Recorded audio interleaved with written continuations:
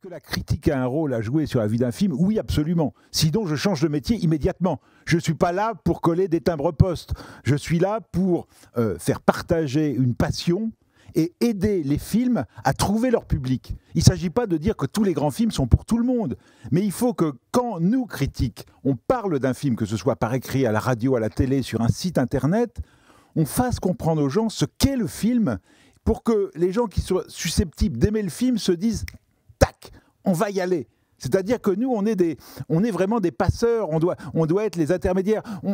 On n'est pas payé par les gens qui font du cinéma, on n'est pas payé par les distributeurs, on est indépendant, on est des organes de presse et donc on a notre parole et on peut réellement dire ce qu'il y a dans les films, on les voit. C'est pas la bande-annonce, c'est pas le discours commercial, c'est un discours habité, totalement subjectif, mais c'est la subjectivité de nos goûts, de nos passions, et c'est ça qu'on apporte. Et convaincre quelqu'un d'aller voir un film, pas pour le convaincre dans l'absolu, mais pour qu'il y trouve du plaisir, de l'intérêt, oui, ça c'est important. Et par là même, aider donc ceux qui font les films à trouver leur public.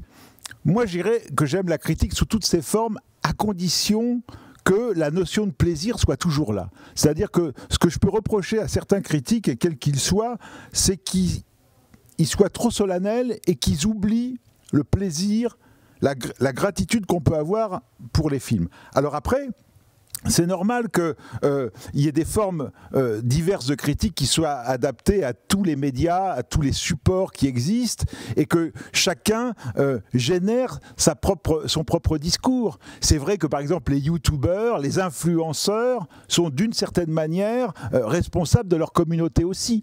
Et c'est vrai que de toute façon, c'est une énorme responsabilité. Et quand je recommande un film, il faut bien penser à ça. Je dis à la personne, ça vaut le coup, ce soir, tu sors, tu vas faire garder les enfants, tu vas payer le prix d'une place de cinéma pour aller voir un film. C'est pas pour un truc et pas si mal. C'est pas si mal. C'est que c'est quelque chose d'important pour celui qui l'a fait, pour toi qui vas le voir. Ça va peut-être changer ta vie. Ça, je crois beaucoup à ça. Et moi, en fait, je suis contre la critique tiède. Je suis contre les gens qui sont pas contents, qui sont pas à fond sur ce qu'ils font. À partir de là, tous les modes d'expression sont bons. Parce qu'il faut savoir s'exprimer, il faut aller chercher les gens là où ils sont. C'est sûr qu'on a aussi une responsabilité, nous critiques, vis-à-vis de ceux qui font les films, de ceux qui les financent. Alors évidemment, cette responsabilité, elle joue pour un certain cinéma. Je veux dire, tel Astérix, James Bond ou Marvel, on peut dire ce qu'on veut, on ne changera rien à la vie économique de ce film. Par contre, un film plus pointu, un film d'auteur qui peut passer sous les radars, ou sur lequel il y aura un très grand déficit d'information, où les gens, potentiellement spectateurs, se disent « qu'est-ce que c'est ?» Alors là, c'est important. Et il faut bien voir que pour un film, il y a trois choses qui comptent pour un film. C'est les recettes qu'il va faire en salle, c'est les prix qu'il va recevoir en festival, et l'accueil de la critique. Ce sont les trois matrices sur lesquelles un film peut exister. Et un film pointu, s'il a un des trois, il va pouvoir revendiquer le droit auprès de financiers de faire un deuxième film.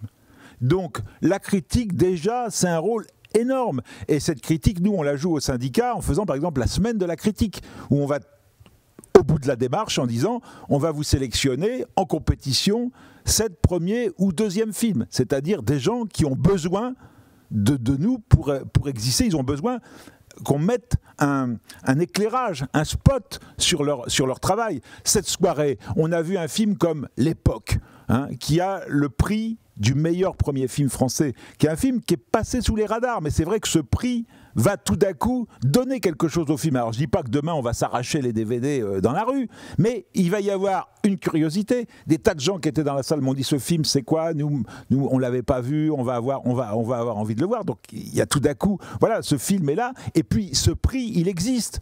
Je veux dire, pour quelqu'un qui est dans le doute, qui a fait un film, qui n'a peut-être pas eu l'accueil qu'il espérait, tout d'un coup, il y a des critiques, des gens dont c'est le métier de voir des films tous les jours, qui disent « ce film-là, il est très bon. Ce film-là, livre-là, il est très intéressant. À partir de là, déjà, le gars, vous lui requinquez le moral, mais à lui, mais à son producteur, à toute son équipe, à tous ceux qui ont misé sur ce talent-là, on les booste pour un sacré moment. Et ça les arme pour aller faire un nouveau film. Ils se disent, oui, ça vaut le coup, je ne me trompe pas complètement. Donc oui, on a ce travail-là à faire. Et c'est pour ça qu'on a quand même aussi la responsabilité de respecter le travail. Ça m'arrive évidemment de ne pas aimer des films, de le dire, mais à chaque fois, il faut quand même mettre les formes, parce que c'est quand même du travail, c'est quand même des gens qui se sont donnés à ça. Alors, c'est pas réussi, il nous a semblé que c'est pas réussi, on le dit, on essaye d'expliquer pourquoi, mais il y a quand même une démarche, c'est quand même quelque chose. Réussir